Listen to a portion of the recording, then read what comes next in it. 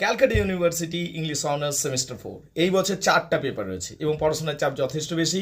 তবে কবিতা সেকশনটাতে মানে DSC 7 যেটা রয়েছে সেখানে কি কি কবিতা পড়তে হবে সেই সম্বন্ধে দু এক কথা বলবো। One day I রোট her name কবিতাটা পড়তে হচ্ছে। এটা একটা অসাধারণ সুন্দর ছোট্ট কবিতা। টু হিজ কয়মিস পড়তে হবে। এটা একটা মেটাফিজিক্যাল পোয়েম এবং পড়তে খুব ভালো লাগবে।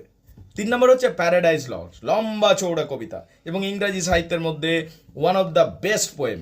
প্যারাডাইজ লস্ট মিল্টন লিখেছেন, অন্ধ হয়ে গেছিলেন সেই মুহূর্তে কবিতাটি লেখা প্যারাডাইজ লস্ট। একটা অসাধারণ কবিতা এবং হিরোইক পোয়েম বা এপিক পোয়েম যেটা আমরা বুঝি, সেকেন্ডারি এপিকের ক্যাটাগরিতে রয়েছে, এপিক ক্যাটাগরি মানে মহাকাব্যের মতো, ঠিক আছে প্যারাডাইজ লস্ট। তারপরে রয়েছে the rape of the lock, এটা একটা মক এপিক পোয়েম ক্যাটাগরিতে। দ্য মক এপিক পোয়েম যেটা বলি আমরা বা mock heroic poem, the rape of the lock mock heroic poem রয়েছে। বড় লম্বা চৌড়া কবিতা কিন্তু খুবই উপভোগ্য, হাসতে হাসতে পেট ছিঁড়ে যাবে, এতটা মজাদার। The lamb and the tiger, এই দুটো ছোট ছোট কবিতা রয়েছে, এইগুলো আমাদের পড়তে হবে এবং আশা করি এই প্রত্যেকটা জিনিস তোমাদের ভালো লাগবে। এই ছিল কবিতা সেকশনটা।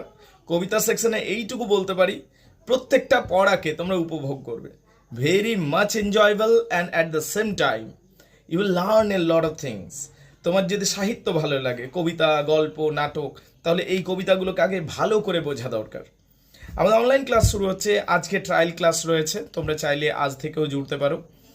ভিডিও মধ্যে আমি আমার হোয়াটসঅ্যাপ নাম্বার শেয়ার করলাম, if you want to join our trial class তবেই খেয়াল রাখবে English honours Calcutta university semester 4-এর জন্য শুধুমাত্র। So you can join us.